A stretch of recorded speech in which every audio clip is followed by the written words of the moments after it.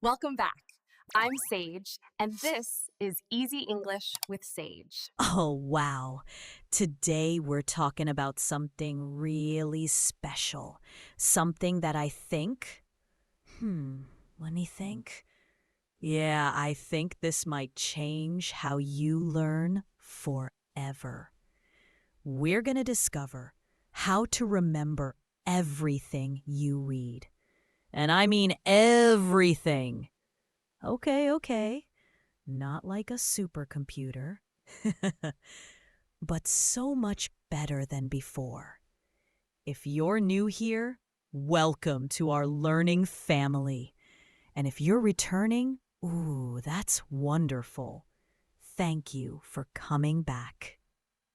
Before we start this beautiful journey together, I want to ask you something.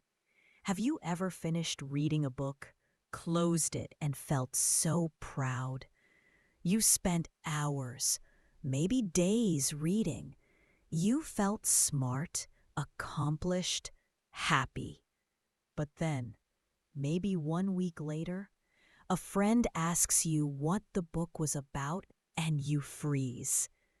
You remember the cover, maybe the author's name, but the ideas, the lessons, the advice you wanted to use, it's all gone, like fog in your mind. Wow, that's frustrating, right? Tell me in the comments, has this ever happened to you? I really want to know, because you're definitely not alone in this feeling. You know what this feels like? It feels like you have a beautiful bucket, but the bucket has tiny holes everywhere. You're working so hard, pouring water in, filling it up with knowledge. But when you come back later to drink, the bucket is empty. All that beautiful water, all that knowledge, it just leaked away. And this makes you wonder, am I really learning? Is reading even working for me? Maybe you've read 50 books, 100 books, listened to so many podcasts, but if someone asks you about them, you can barely remember 10%. Maybe less. Here's what I discovered, my friend, and this is really important. The problem is not you. It's not your memory. It's not your brain. The problem is that nobody taught us the right way to learn. We were taught a lie, a big myth about learning. We were told that learning means consuming more. Read more books, read faster, listen to more content. We download speed reading apps. We listen to audiobooks at double speed. We think success is about how much we can consume, how much information we can push into our heads. But what if I told you this is completely backwards? Ooh, what if the secret to remembering isn't about reading more or reading faster? What if the real secret is something totally different, something simple but powerful? Today, I'm going to share with you a system. It's the same system that the world's best learners use to turn information into real, lasting knowledge. Knowledge that stays with you. Knowledge that becomes part of who you are. This isn't magic, my friend. It's a method. It's a system you can learn and use starting today. Stay with me through this journey. We're going to say goodbye to the old, broken way of learning, and we're going to build something new together, something beautiful. By the end of our time today, you'll have a complete framework for remembering what you read. You won't waste your time anymore. Every book, Every article, every lesson will become a permanent part of you. Don't forget to subscribe to Easy English with Sage if you want daily practice that keeps you motivated and improving. It really helps you build that consistency we all need. Okay, let's start by understanding why we forget. Let's look at the big lie we've all been taught about learning. Our world today loves this myth. The myth says that learning is the same as consuming. More is better. Faster is smarter. We hear stories about successful people who read one book every single day, and we feel slow, like we're behind, like we're not enough. I call this the consumption-only model.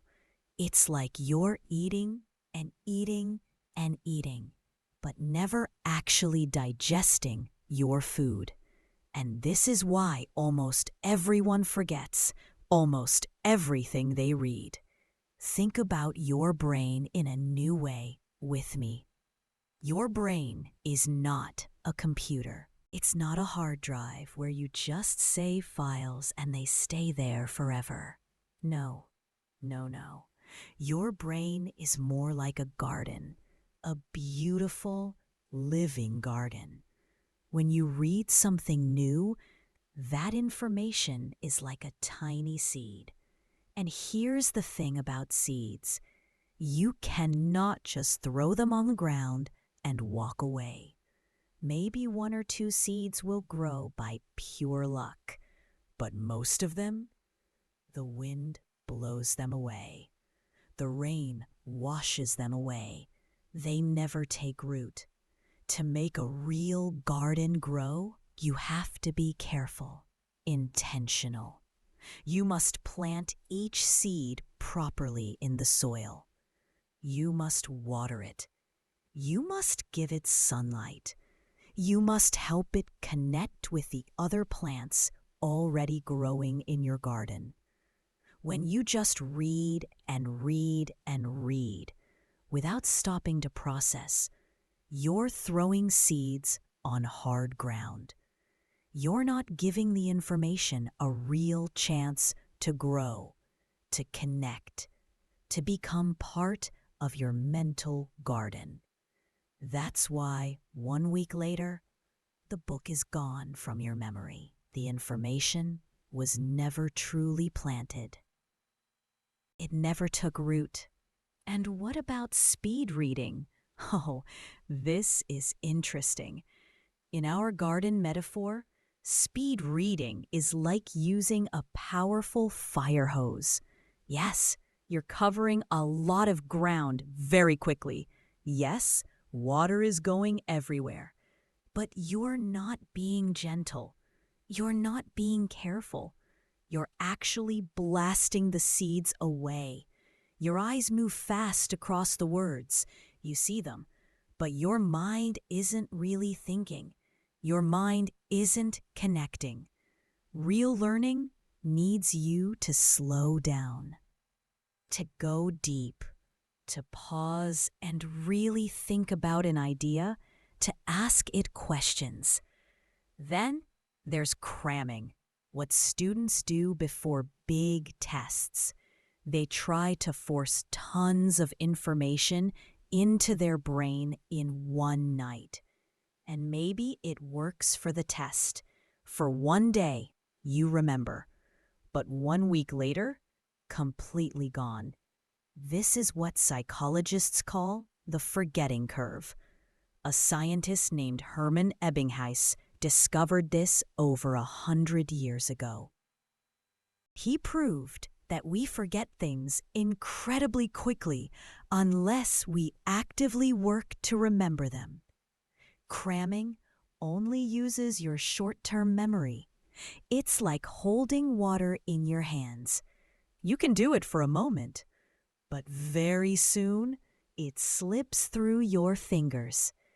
If you're still with me, Type yes in the comments. I want to know you're here learning with me. So here's what I want you to understand deeply. The old way of learning only focuses on the first half of the process. It's like a chef who goes to the market, buys the most beautiful vegetables, the freshest fish, the most wonderful spices, the best ingredients in the world, but then never cooks them, just leaves them sitting on the counter. The potential for an amazing meal is there, but it's completely wasted. To truly remember what you read, you must do the second half. You need to move beyond this one-step process. You need a two-stage system. Are you ready for this? The two stages are consumption and digestion. Let me say that again because it's so important. Consumption and digestion. Consumption is taking information in. That's the reading part, the listening part, the watching part. Digestion is processing that information, breaking it down, connecting it to what you already know, making it truly yours. Just like with food, putting food in your mouth is easy. That's consumption. But where does the real energy come from? Where does the nourishment come from? It comes from digestion. That's when your body breaks the food down and turns it into energy, into building blocks for your cells. If you don't have digestion, eating is pointless. It has no value. Learning works exactly the same way, my friend. Let's look at these two stages more carefully. Stage 1 is the consumption period. This is reading the book, watching the video, listening to the podcast. But we're going to do it differently now. We're not empty buckets waiting to be filled. We're active hunters searching for specific knowledge. The goal isn't to get through the book as fast as possible. The new goal is to find valuable, specific things that answer our questions.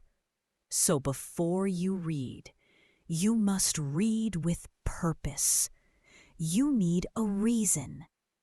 Before you open a book, ask yourself, what problem am I trying to solve? What question do I need an answer to? Maybe you want to learn how to be more confident when speaking English in real life. Maybe you want to understand how to wake up earlier. Maybe you want to learn how to be a better friend. Whatever it is, this question becomes your guide, your filter. It turns reading from a passive activity into an active search, a mission. This also means you don't have to read books from start to finish in order anymore. You can treat the book like a database, like a library. Look at the table of contents first. That's your map. Read the introduction to understand the main idea. Read the conclusion to get the summary. Then jump straight to the chapters that matter most for your specific question. This saves you so much time and keeps you focused. Now, when you find something interesting, something valuable, most people reach for a highlighter. They make the pages yellow or pink or blue. The page looks colorful, looks like hard work happened. But this isn't very useful. Highlighting is passive. you're not really thinking. You're just making things bright. Later, when you look back, everything seems important. And when everything is important, nothing is important. The active way is much better. Have a conversation with the book. Use a pen or pencil and write in the margins. When an idea excites you, write your thought. If you disagree with the author, write why. If an idea connects to something you already know, write that connection down. A book you've truly learned from shouldn't be clean and perfect. It should be a little messy. It should show evidence of your thinking, of your conversation with the ideas. This active way of consuming sets you up perfectly for stage 2, the most important stage, the stage that 90% of people completely skip. This is the digestion period. This is where the real magic happens, my friend.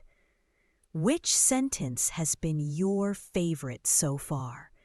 Tell me in the comments. If consumption is buying the ingredients, digestion is cooking the meal. This is where you turn information into actual knowledge. This is where real learning happens.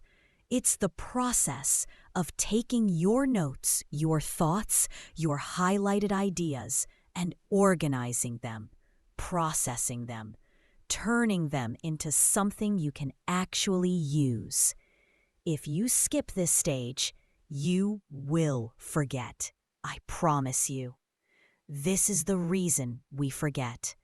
We buy the food, but never cook it.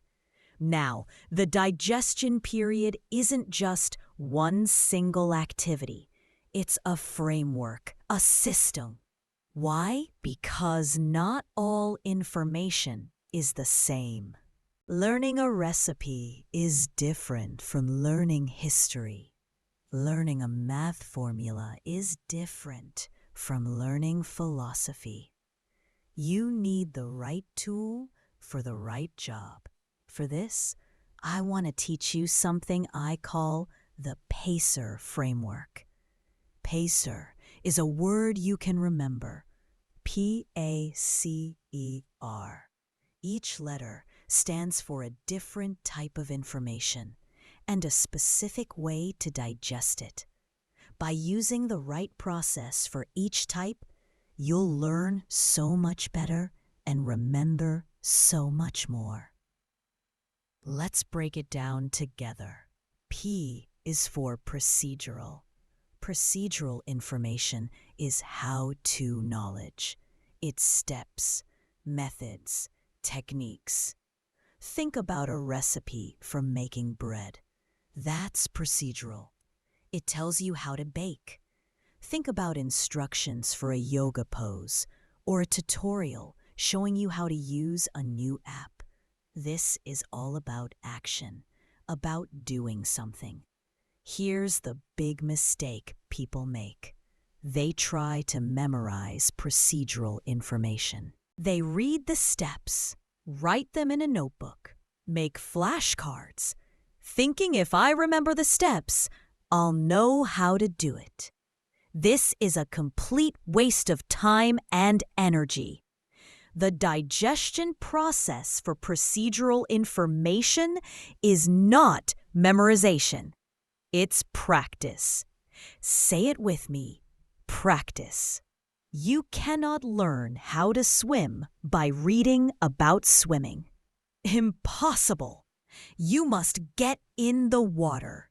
You cannot learn guitar by watching videos. You must pick up a guitar and play. Procedural knowledge must live in your body, in your muscle memory, not just in your brain. So from now on, when you read about a process, stop reading and start doing. If a book explains a technique for active listening, use it in your very next conversation with a friend or family member. If you learn a new keyboard shortcut for your computer, don't just write it down. Open the program right now and use that shortcut 3 times. Make your fingers remember. Doing it immediately is crucial. The longer you wait between learning and doing, the more you'll forget. If you can't practice it right this moment, that's okay. But don't just highlight it and move on. Schedule it. Open your phone calendar and make an appointment with yourself. Tomorrow at 10 a.m., I will practice that new pronunciation technique. Tomorrow at 2 p.m., I will try that conversation starter. The goal is to create a tight loop. Learn how, do how. Learn how, do how. This changes your whole mindset. You stop thinking, I need to remember this, and start thinking, I need to do this. This is how you learn procedural knowledge. This is P. A is for analogous. This is about connections. Analogous information connects a new idea to something you already understand. It builds a bridge between the unknown and the known. A teacher wants to explain electricity. Electricity is invisible and hard to understand. So the teacher says, electricity flowing through a wire is like water flowing through a pipe. You can visualize it. So now you can understand electricity a little better. Analogies are incredibly powerful for learning because our brains are connection machines. We learn new things by attaching them to the web of knowledge already in our minds. The stronger the connection, the stronger the memory. An analogy gives you a pre-made connection. So what's the digestion process for analogous information? Do you just accept the analogy and move on? No, that's too passive. The digestion process is critique. This means asking questions, looking closely, thinking deeply. When you find an analogy in a book, interrogate it. Ask it 3 questions. Question 1. How is this analogy correct? Where does the comparison work well? For electricity and water, both have pressure. Voltage is like water pressure. Both have flow. Electric current is like water flow. Thinking about this helps you understand the new idea better. Question 2, and this is often more important. How is this analogy not correct? Where does it break down? What are the limits? For our example, water actually flows through the pipe as molecules move. But electrons in a wire don't really flow like that. They just shift a bit. Understanding this prevents you from developing wrong ideas. It makes your understanding deeper and more accurate. Question 3 is the highest level. Can I create a better analogy? Try making your own analogy, one that's more accurate or more personal to you. To do this, you must truly understand the new concept. It forces your brain to work hard and create strong connections. So when a book says a business is like a sports team, critique it. How is it similar? They both have a shared goal, different roles. How is it different? In business, The game never ends. In business, losing can mean losing your job, which is much more serious. Doing this turns a simple comparison into a powerful tool for deep understanding. This is A. All right, quick break. Did you subscribe yet? I'm watching you. Haha, I'm kidding. But seriously, subscribing helps you stay consistent with your English practice. C is for conceptual. Conceptual information is the big ideas. It answers what and why questions. It's theories, principles, big frameworks. For example, the idea of supply and demand in economics. That's a concept. A philosophy like mindfulness. That's a conceptual framework. This is usually the most important information in a book. These are the big lessons the author wants to teach you. How do most people learn concepts? They read them in a straight line. They take notes in a list from top to bottom, just like the author wrote it. But this is like trying to understand a big city by walking down only one street. You see the buildings on that street, but you don't see how the streets connect. You don't see the whole city, the big picture. Experts don't think in lists. Experts think in networks. They see connections everywhere, relationships between ideas. So the digestion process for conceptual information is mapping. You create a mind map. Instead of taking notes in a list, do this. Take a blank piece of paper. Write the main concept, the central idea, right in the middle of the page. Draw a circle around it. Then, as you read, find the main supporting ideas. Draw a line from your central circle and write that supporting idea. Circle it too. As you find smaller ideas that support that one, branch out again. Draw more lines. Add more words. Use different colored pens if you can. Use arrows to show how ideas connect. How does one idea influence another? Do two ideas contradict each other? This process forces you to build your own mental model. You're not just copying the author's words. You're reconstructing the author's argument in your own unique way. If you made a mind map for a book about healthy habits, you might have the central circle saying healthy lifestyle. From that, branches for exercise, nutrition, sleep, mental health. From exercise, smaller branches for cardio, strength, flexibility. You can see with one glance how everything connects. You can see that if sleep is poor, mental health suffers, which affects motivation for exercise. The act of drawing this map changes you. You're not a passive reader anymore.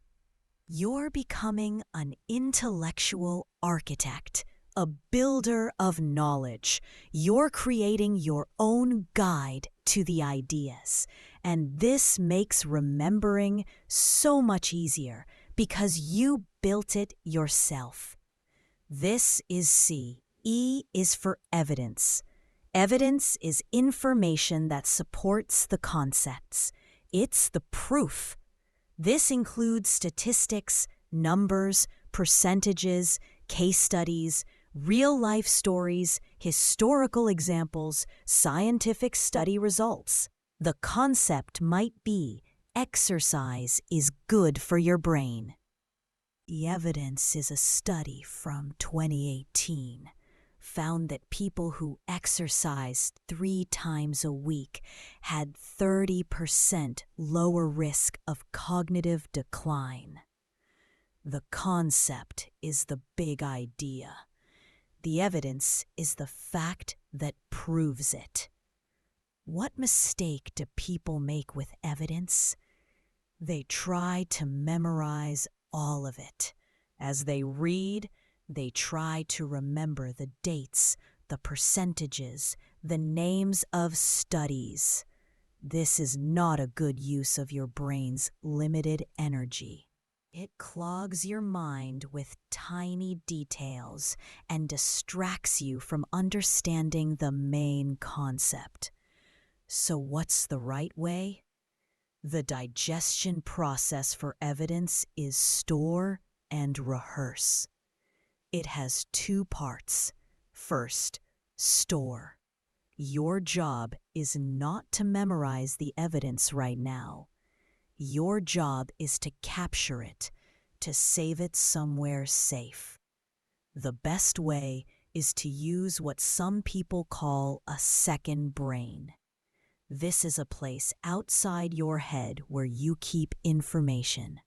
It could be a digital app like Notion, Evernote, Google Keep, or it could be a physical notebook system.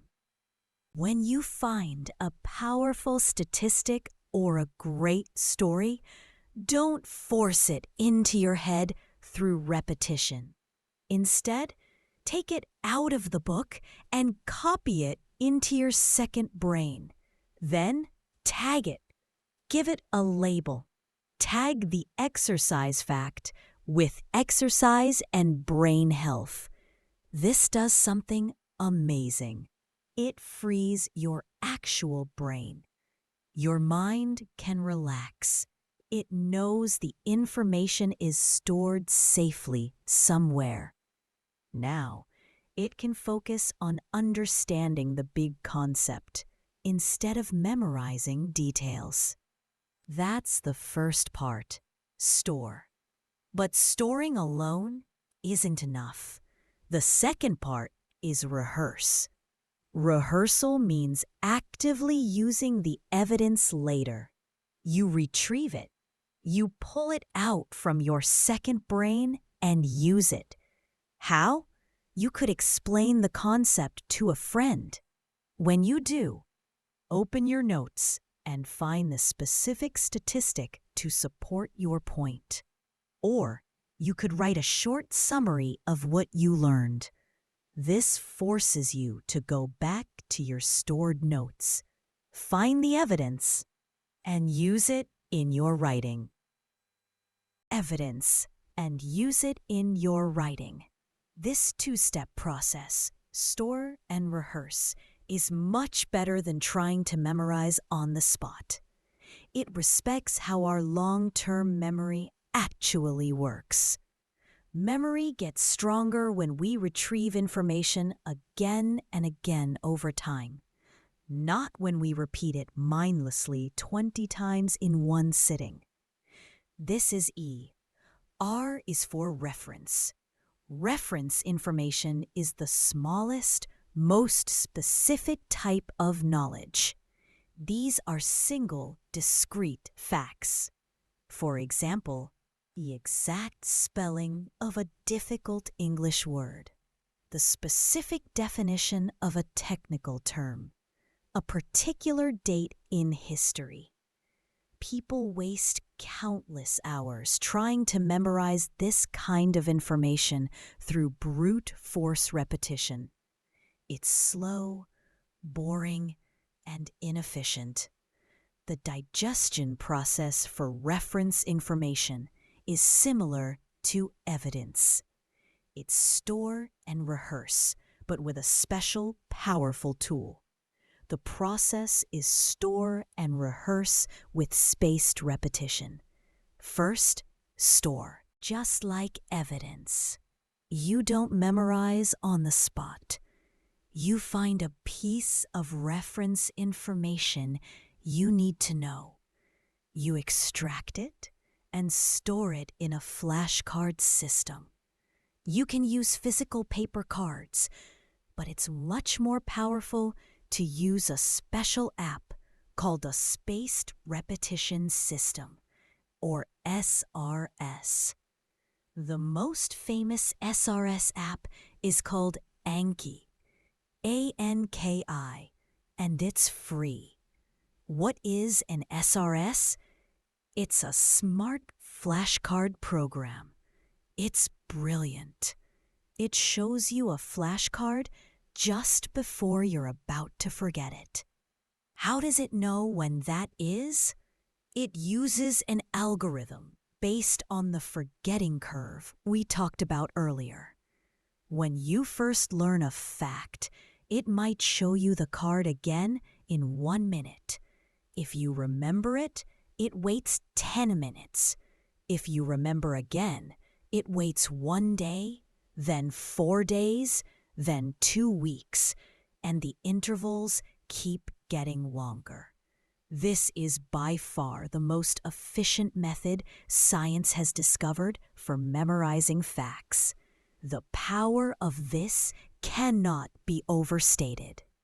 The process is beautifully simple.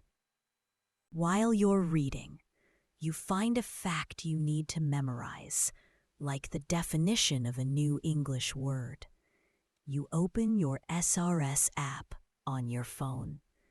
You create a new flashcard in about 10 seconds. On the front, you write the question, "What does ephemeral mean?" On the back, you write the answer, "Lasting for a very short time." Then you go right back to reading. Your mind stays fresh. You didn't waste precious energy trying to cram the fact through repetition. That's the store part. Then you rehearse by following the schedule your SRS app creates for you.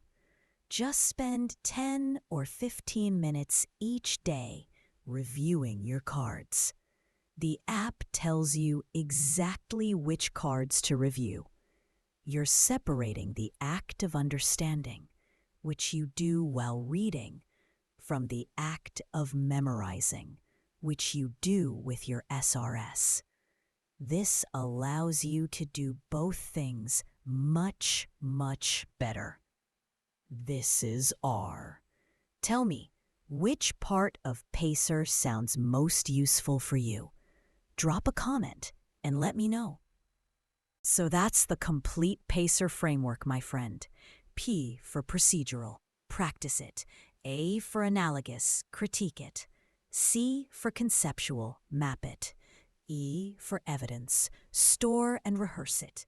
R for reference, store and rehearse it with an SRS.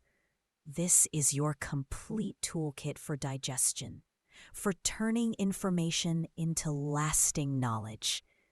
Now, before we move into the practical workflow, I want to share something that will take your learning to an even higher level. These are what I call the 3 amplifiers. Think of them as superpowers that multiply the effectiveness of everything we've already discussed.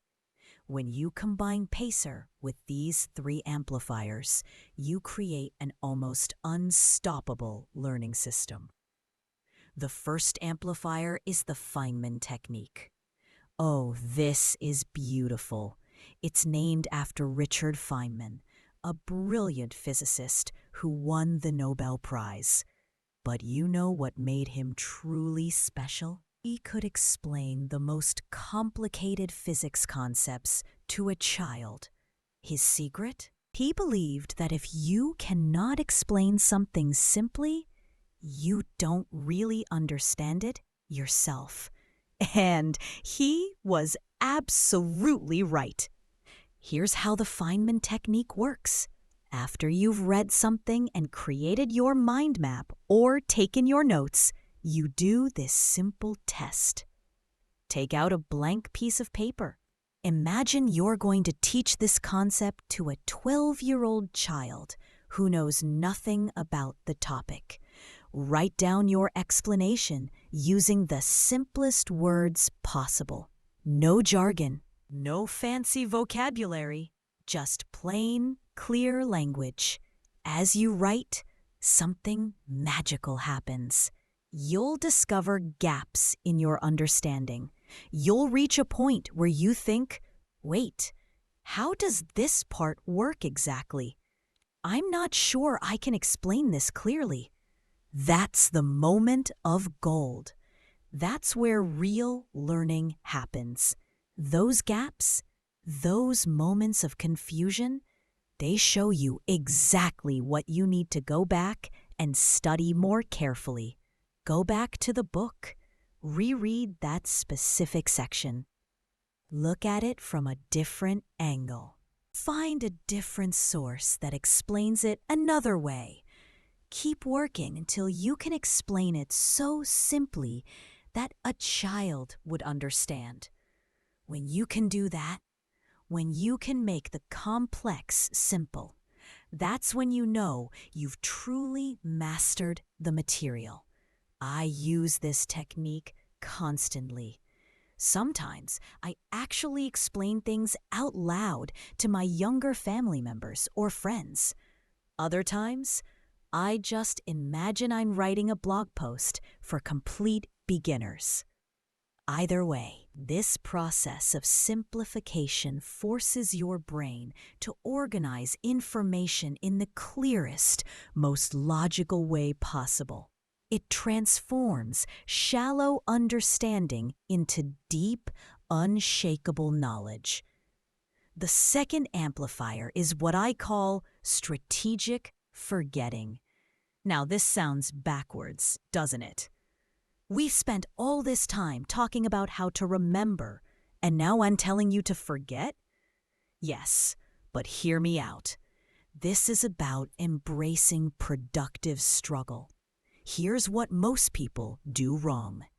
They review their notes too soon and too often. They look at their summary the very next day, then again the day after, then again. They're afraid of forgetting even a little bit. But this constant reviewing actually weakens your memory in the long run. It keeps information in your short-term memory, but never forces it into long-term storage. Think about your muscles at the gym. If you lift a weight that's too easy, your muscles don't grow. You need to lift something challenging, something that creates a tiny bit of struggle. Your memory works exactly the same way. You need to let yourself forget a little bit. You need to create that moment of difficulty when you try to remember. This is called desirable difficulty in psychology. When you try to recall something that's slightly difficult to retrieve, when you have to work a little bit to remember, that effort actually strengthens the memory pathway in your brain. It's like clearing brush away from a path in the forest. The more times you walk that path with effort, the clearer and easier the path becomes. So, here's what I recommend. After your initial digestion session, wait at least 3 days before you review that material again. During those 3 days, don't peek at your notes. Don't refresh your memory. Let yourself forget a little. Then, when 3 days have passed, sit down with a blank piece of paper and try to reconstruct your mind map or your summary from memory alone. Struggle with it. Work hard to remember. Only after you've tried your absolute best should you look at your original notes to check what you missed. This technique is uncomfortable. Your brain doesn't like it. It feels harder than just reviewing your notes every day. But I promise you, this is the path to permanent memory. The struggle is not a sign that you're failing. The struggle is the mechanism of success. The third amplifier is building a learning community. My friend, you are not meant to learn alone. We are social creatures. For thousands of years, humans learned by gathering around fires, sharing stories, teaching each other. That's how our brains evolved. Yet today, we often treat learning as a solitary activity. We sit alone in our rooms with our books and our notes, completely isolated. This is such a waste of potential. When you learn with others, when you discuss ideas in a group, something extraordinary happens. You hear different perspectives you never would have thought of yourself. Someone else might have a brilliant analogy that makes a concept click for you instantly. You might struggle with something another person finds easy, and they can help you. And when you explain a concept to someone else, you strengthen your own understanding tremendously. There's a famous saying in education: to teach is to learn twice. When you teach something, you have to organize your thoughts clearly. You have to anticipate questions. You have to think about the topic from multiple angles. All of this deepens your mastery in ways that reading alone simply cannot achieve. So how do you build a learning community? Start small.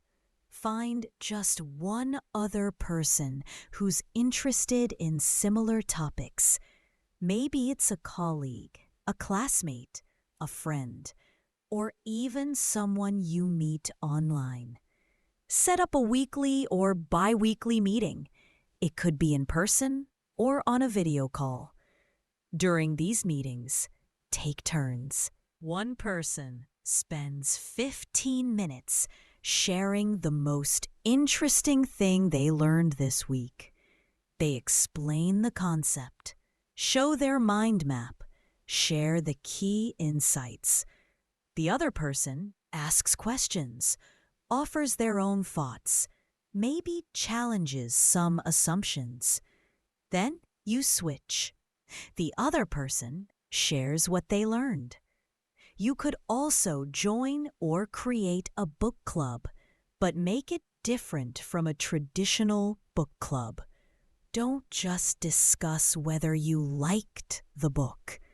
Instead, everyone brings their mind maps and their processed notes. Everyone shares their biggest takeaway and one way they're going to apply the lesson in real life. Hold each other accountable. Next meeting, check in. Did you actually do what you said you'd do? If you can't find anyone in person, the internet has made this easier than ever. There are Discord servers, Reddit communities, Facebook groups dedicated to almost any topic you can imagine. Find your people, connect with them, learn together. I want to share something vulnerable with you. Some of my biggest breakthroughs in learning English didn't come from textbooks or courses. They came from conversations with language partners, from online forums where I could ask questions and get different explanations from multiple people. That diversity of perspective, that social accountability, that encouragement when things got hard, those things were irreplaceable. Don't underestimate the power of teaching others either. When you feel like you've learned something valuable, share it. Write a post, make a video, explain it to a friend. Yes, teaching others helps them, but honestly, it helps you even more.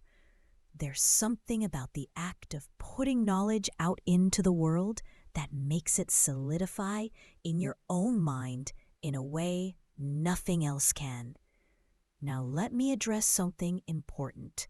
Some of you might be thinking, Sage, this all sounds wonderful, but I'm so busy. I barely have time to read.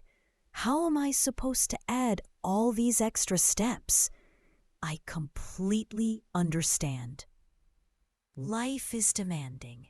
Time is precious. So let me give you the minimalist version, the absolute core that you cannot skip. If you only have limited time, do these 3 things and nothing else. First, ask yourself one clear question before you read. What do I want to learn from this? Second, take 5 minutes after reading to explain the main idea out loud, or write 3 sentences summarizing it. Third, schedule 1 digestion session per week where you create 1 mind map for 1 concept. That's it. Just those 3 things will put you ahead of 95% of readers. You can add more complexity later as you build the habit and see results. But never feel like you have to do everything perfectly. A simple system that you actually use is infinitely better than a perfect system that sits unused because it feels overwhelming. Start small. Build momentum. Grow from there. Remember, the goal isn't to become a learning machine. The goal is to make reading and learning feel rewarding again. To make it feel like progress instead of waste. To look back after 6 months and realize you remember more from the 5 books you processed deeply than you did from the 50 books you used to skim through mindlessly. This journey we've walked together today isn't just about better memory. It's about respecting your own time and effort. It's about honoring the hours you invest in learning by making sure those hours actually count.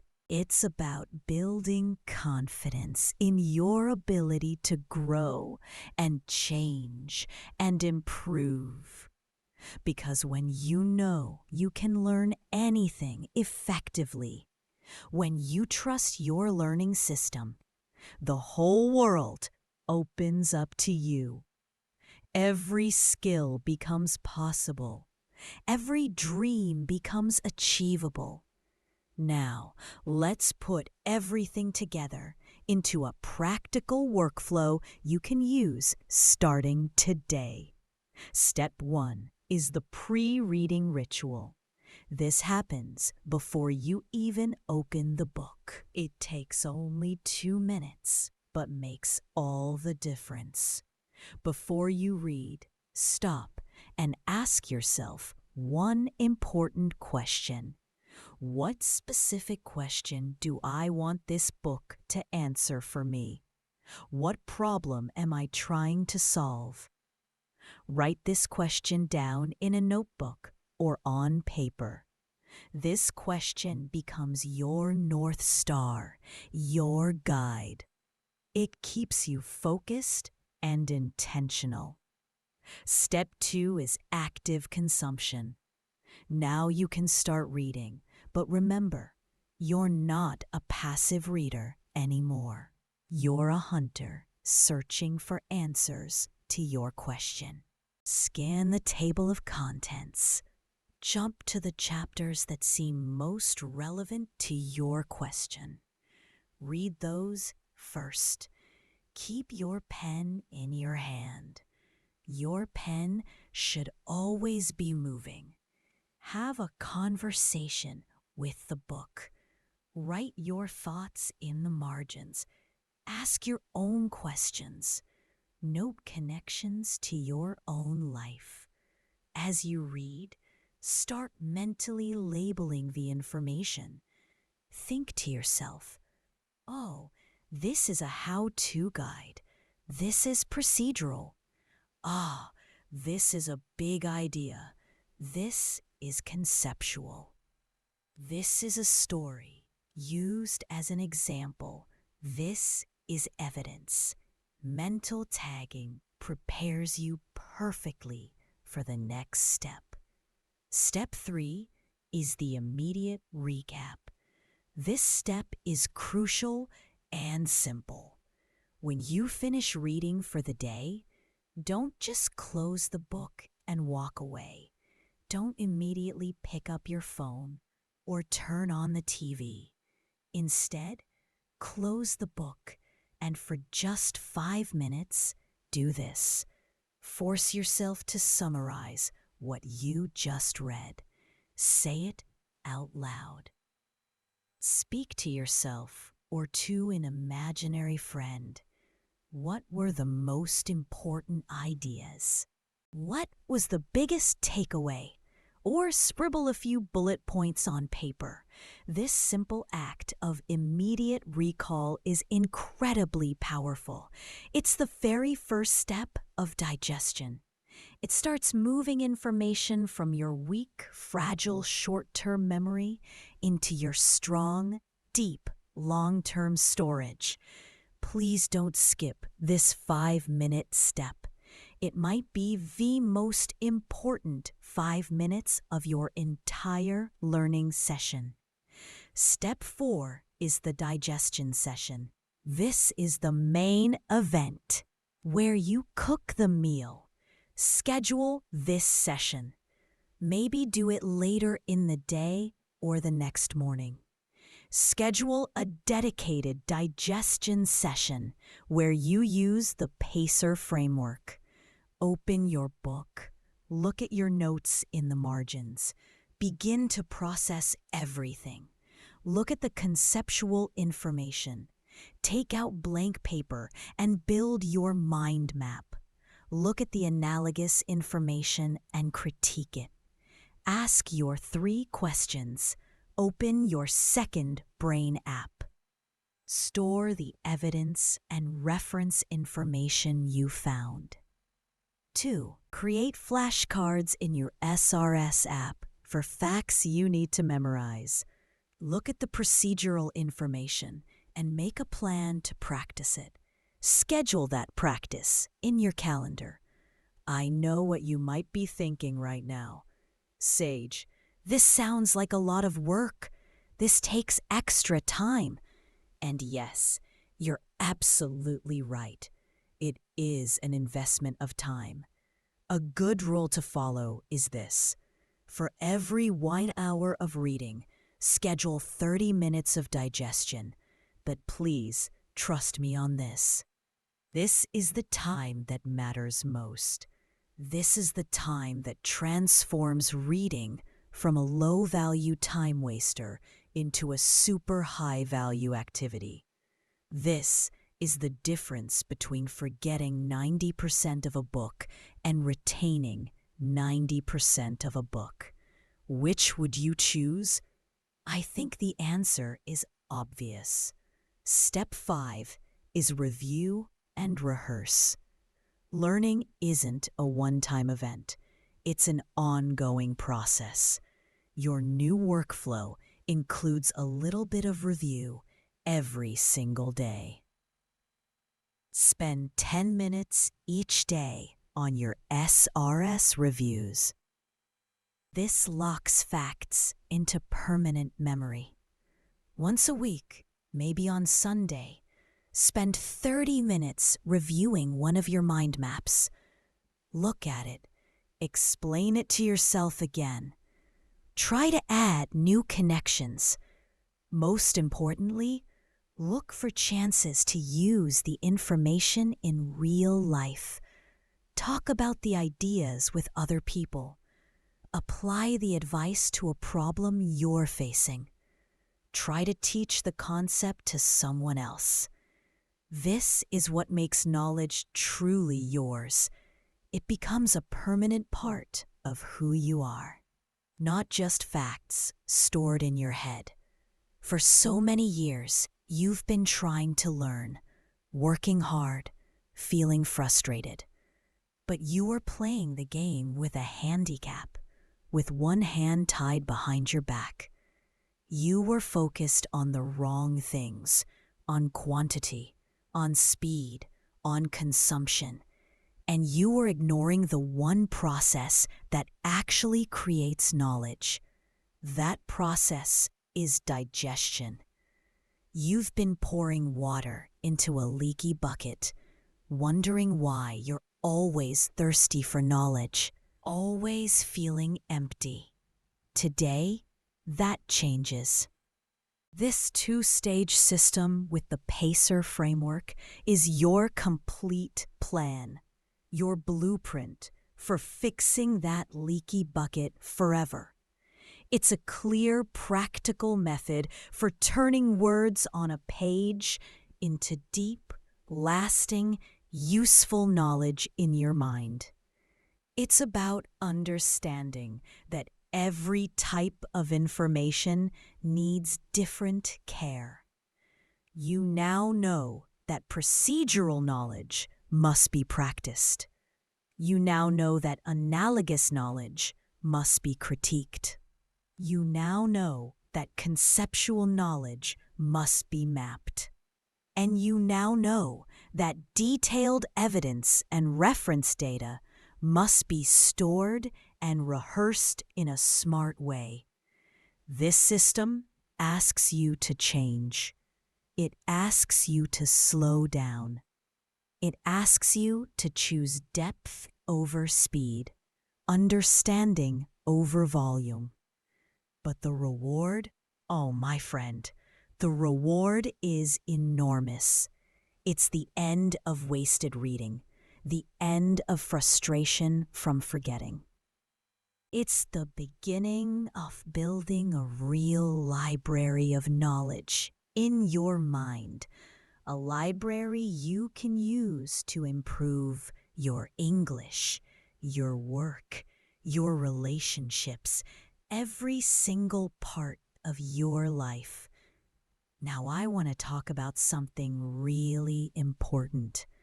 The techniques we've learned are incredibly powerful, but their effectiveness can be supercharged or completely sabotaged depending on your lifestyle. Two unsung heroes of memory, two quiet champions we absolutely must talk about. You cannot ignore them. They are sleep and focus. Let's talk about sleep first, your brain's memory manager. So many of us, especially students, see sleep as an enemy. We see it as wasted time, time that cuts into precious studying hours. My friend, please hear me clearly. This is a catastrophic mistake, a huge error. Sleep is not passive. Your brain is not turned off. In fact, when you're sleeping, your brain is working incredibly hard for you. It's during sleep that most memory consolidation actually happens. Consolidation is the process of making memories stable and permanent. Here's a simple way to think about it. During the day, when you're learning new things, your brain temporarily stores this information in a part called the hippocampus. Think of the hippocampus as a small USB stick or memory card. It's useful, but has limited space. it can get full quickly. When you go into deep sleep at night, your brain does something amazing. It replays the important events and learnings from your day, like watching little movies. As it replays these memories, it strengthens the neural connections, builds up those pathways. Then it transfers those important memories from the small temporary USB stick to the massive, giant hard drive of your long-term memory, the neocortex. This hard drive has almost unlimited space. This means pulling an all-nighter, staying up all night to study before an exam, is one of the absolute worst things you can do for your memory. You're working so hard to put information onto the USB stick, but then you're denying your brain the quiet time it needs to transfer files to the hard drive. So what happens? The USB stick gets full and information gets deleted to make room for the next day. A good night's sleep after studying is far, far more productive than a few more hours of exhausted, miserable cramming. Sleep isn't a luxury. It's a biological necessity for learning. Here's a pro tip. Doing a quick review of material right before you fall asleep can be especially effective. It's like giving your brain a note. Hey brain, while you're working tonight, please pay special attention to this information. It helps cue your brain to prioritize consolidating that specific information overnight. Now for the second unsung hero, focus, the gatekeeper of memory. This is simple and direct. Attention is the gatekeeper of your memory. It stands at the front door of your mind.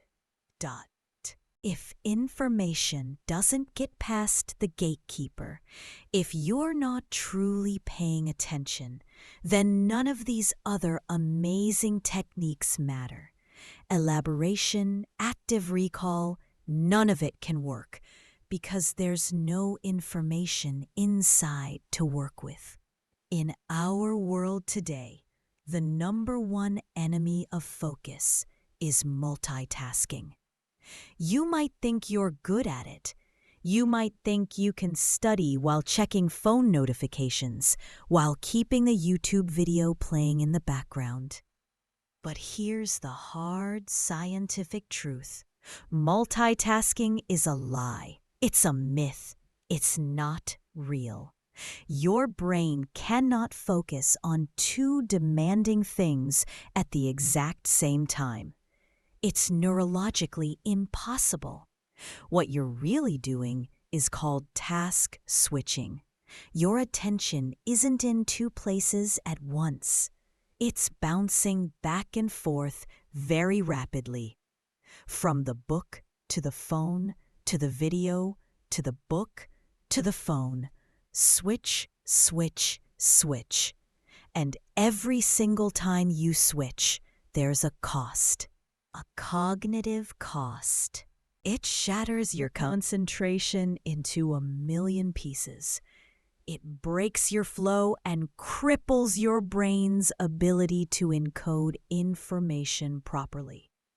The information that gets in is weak, fragmented, full of holes. You end up in a state of continuous partial attention. You're paying a little attention to everything, but full attention to nothing. This state is an absolute disaster for real learning. To study well, to learn deeply, you must create a fortress of focus. You must protect your attention like it's precious gold. Here are a few simple ways to do that. First, create a distraction-free zone. Find a specific place in your home, a desk, a chair, a corner, where the only thing you ever do is study or learn. No eating there, no social media, no watching movies. When you sit there, your brain learns that it's time to focus. Second, put your phone in another room. I'm completely serious about this. Don't just turn it over. Don't just put it on silent. Studies have shown that the mere sight of your smartphone, even when it's turned off, can reduce your available cognitive capacity. It steals brain power because part of your brain is working hard to not pick it up. So be strong. Put it in a different room during your study session. Third, use a timer. There's a wonderful method called the Pomodoro technique. It's beautifully simple. Set a timer for 25 minutes. For those 25 minutes, focus on only one task. No distractions whatsoever. When the timer rings, put a check mark on paper and take a short break, about 5 minutes. Stretch, get water, look out the window. After 4 of these sessions, take a longer break, maybe 15 or 30 minutes. This technique is an amazing way to train your attention span like a muscle. It makes focus feel like a game instead of a chore. My friend, please treat your focus like the precious, limited, valuable resource it truly is. Protect it, defend it. 1 hour of fully focused, deep work is worth more than 3 or 4 hours of distracted, shallow studying. It's not about how long you study. It's about how deeply you focus while you're studying. So let me bring everything together now. Let's look at the beautiful path we've walked today. The path to remembering what you read isn't complicated. It's not a secret reserved for geniuses. It's a clear path anyone can walk. It starts with a change of mindset, making understanding your true goal not just completion. You build connections with elaborative thinking instead of passively collecting facts. Connection, not collection. That's your new mantra. Then you learn the PACER framework. 5 types of information, 5 specific ways to digest them. Procedural, practice it. Analogous, critique it. Conceptual, map it. Evidence, store and rehearse it. Reference, store and rehearse it with spaced repetition. This framework is your complete toolkit for turning information into lasting knowledge. You support this whole system with the 2 unsung heroes: sleep, which consolidates memories overnight, and focus, which ensures information actually makes it into your memory in the first place. You treat sleep as a critical part of the learning process, not wasted time. And you protect your attention like gold, because without attention, nothing else works. You create a simple 5-step workflow. Pre-reading ritual to set your intention. active consumption, where you hunt for answers. Immediate recap to start the consolidation process. Digestion session, where you apply pacer. Review and rehearse to maintain and strengthen memories over time. My dear friend, the ability to learn effectively is the ultimate meta skill. It's the skill that helps you build all other skills. It will help you with English, with your career, with every single part of your life where you want to grow and improve. That frustrating cycle of reading and forgetting is not your destiny. It's not a life sentence. You don't have to be born a genius to have an incredible memory. You just have to stop using ineffective, passive strategies we were all taught by mistake and start using the active, effective strategies that science has proven again and again actually work. You have the blueprint now. You have the complete map. The tools are in your hands. Now go, build a better brain, a stronger, more confident mind. Remember to be kind to yourself on this journey. Learning takes time. It's a process of small, patient, consistent steps. Some days will feel easy. Some days will feel hard. That's completely normal. Keep going. You're doing wonderfully. Thank you so much for sharing your time with me today. It's been a true joy and honor to be your guide on this journey. I hope you feel inspired, empowered, ready to transform how you learn. Remember, every book you read from now on can become a permanent part of you if you use this system. Before you go, I have one request. In the comments below, tell me the #1 technique from today that you're excited to try.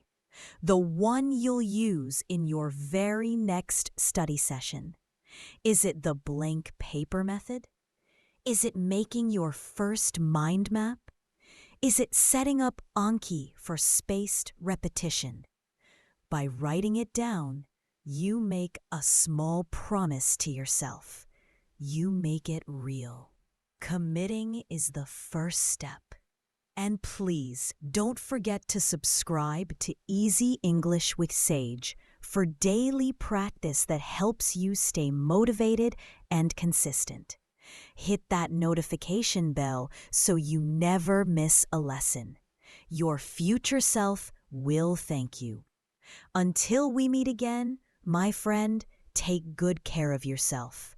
Keep learning, keep growing, keep believing in your ability to improve. I believe in you completely. See you next time. This is Sage, and this is Easy English with Sage. Signing off with love and encouragement. Bye for now.